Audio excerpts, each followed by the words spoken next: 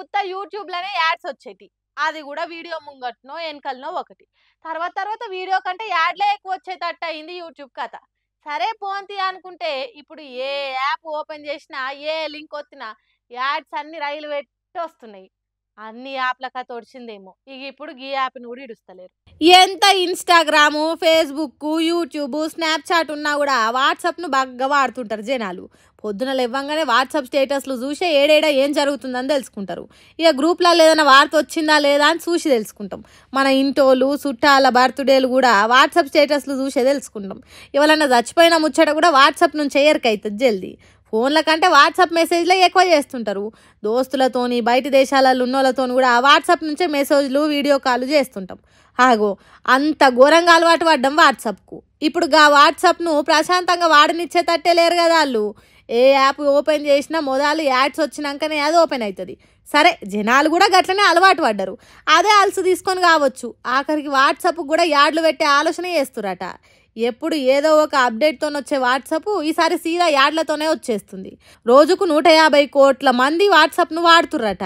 అది దృష్టిలో పెట్టుకొనే ఛానల్ అడ్మిన్లు, పెద్ద పెద్ద కంపెనీలు, బిజినెస్ మ్యాన్లు అలా ప్రోడక్ట్స్ను జనాలందరికీ తెలిసేటట్టు వాట్సాప్లో కూడా యాడ్లు ఇస్తే బాగుంటుందని ఈ ఆలోచన చేసిరట. దీనికోసం 3 రకాల యాడ్ ఫీచర్లు తెస్తారట.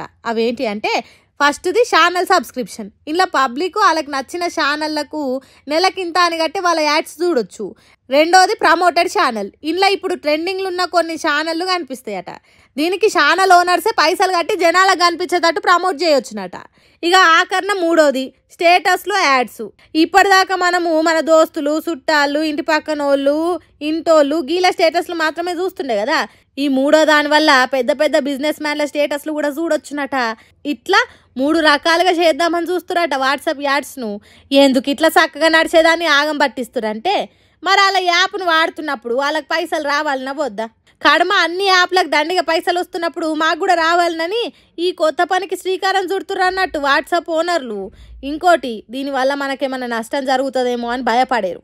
కామన్ యూజర్స్కి దీనివల్ల ఎసోంటి తక్లీఫ్ కాదట. యూజర్ల ఫోన్ నంబర్లు కూడా ఎవరికి వంచరట. కాబట్టి ఎప్పటి లెక్కనే మీకు అక్కరైతే యాడ్లను వాడుర్రి, లేకుంటూ ఊకోర్రి, గంతే. ఏమంటారు? పాలకుర్తి ఎమ్మెల్యేగా పోటీ చేసి ఎర్రవెల్లి దయాకర్ రావు మీద గెలిచి ఎమ్మెల్యేను కావాలి అనేది ఝాన్సీ రెడ్డి కల. కానీ అమెరికా దేశం పౌరసత్వం ఉన్నందున ఆఖరణ కోడలి యశస్విని రెడ్డికి టికెట్ ఇవ్వాల్సి వచ్చింది. అట్లా ఝాన్సీ రెడ్డికి ఎమ్మెల్యే కావాలన్న కల తీరలేదు. అందుకే వచ్చే ఎన్నికల నాటికి అమెరికా పౌరసత్వం లేకుండా వేసుకొని ఎమ్మెల్యేని కావాలనే పట్టుదలతోనున్నదట. అత్త ఝాన్సీ రెడ్డి, కోడలు యశస్విని రెడ్డి ఇద్దరు వచ్చే ఎన్నికలలో పోటీ చేస్తారట. అంటే పాలకుర్తి సీటుల్ని కోడల మీద అత్త పోటీ చేస్తుందా? లేకుంటే అత్తకు కోడలు ఎమ్మెల్యేగా ఉండు ఇష్టం లేక ఓడగొట్టి ఇంట్లో కూసుండబెట్టే ఉపాయం వేసిందా అని అనుకోకొనరే. ఎందుకంటే వచ్చే ఎన్నికలల్లో ఇద్దరు ఎమ్మెల్యేలు అయిదామని ప్లాన్ వేసిండ్రట. మరి అత్తా కోడళ్ళల్లో ఎవరు ఎక్కడ పోటీకి దిగుతారు, ఎగస్పాటోలను ఎట్లా ఓడగొడతారు అనేది తెలియదు. కానీ నేను ఎమ్మెల్యేను కావాలనే గట్టి పట్టు మీద ఉన్నదట ఝాన్సీ రెడ్డి. మరి ఒక్క కుటుంబంలోనే 2 సీట్లు కాంగ్రెస్ పార్టీ ఇస్తుందా? ఒగాలిస్తే పాలకుర్తి కాకుంటే ఇంకెక్కడిస్తుంది? వేరే కాడిస్తే అక్కడ టికెట్ మీద ఆశలు పెట్టుకొని కాంగ్రెస్లో పనిచేసిన వాళ్ళు ఊకుంటారా? ఓగాలు ఊకున్నా తమ సొంత నియోజకవర్గం కానీ లీడర్లను కాంగ్రెస్ కార్యకర్తలు ఓన్ చేసుకుంటారా? ఓన్ చేసుకున్నా ఓట్లేస్తారా? అత్త కోడలు ఇద్దరు ఎమ్మెల్యేలు అయితే కాంగ్రెస్ పార్టీ ఓగలకు మంత్రి పదవి ఇస్తుందా? అంత దూరం ఆలోచన చేసిన ఝాన్సీ రెడ్డి కళ నెరవేరుతుందా అనేది పక్కకు పెడితే ఝాన్సీ రెడ్డి మాటలు బయటికి వచ్చినాక జనం తీరొక్క తీరుగా మాట్లాడుకుంటున్నారు. అసలుకే ఎసరు లేదంటే పెసరవప్పు వండే పెళ్లి పెళ్ళామా అన్నాడట వెనకటెవడో. వచ్చే ఎన్నికలలో కాంగ్రెస్ పార్టీ పరిస్థితి ఎట్లుంటుందో తెలియదు. కోడలే పాలకుర్తిలా గెలుస్తుందో గెలవదో తెలియదు. కానీ ఇంకో కాడ పోటీ చేసి అత్త ఎమ్మెల్యే కావాలని కలలు కంటున్నదా? ఏదో బీఆర్ఎస్ పార్టీ మీద ఉన్న వ్యతిరేకతతోని కోడలు గెలిచిండ్రు తప్ప ఇంకోటి కాదు. అట్లా గెలిచిన అసెంబ్లీలో గట్టిగా మాట్లాడింది లేదు. ఎండుతున్న పంటలకు నీళ్ళు వచ్చేటట్టు చేసింది లేదు. ఆయమానంగా నిధులు తెచ్చి పాలకుర్తి నియోజకవర్గాన్ని డెవలప్ చేసింది లేదు. ఇవన్నీ ఉండంగా ఇంకో ఎమ్మెల్యేగా తెలుసురా అని అన్నట్టు మాట్లాడుకుంటున్నారట పాలకుర్తి పబ్లిక్.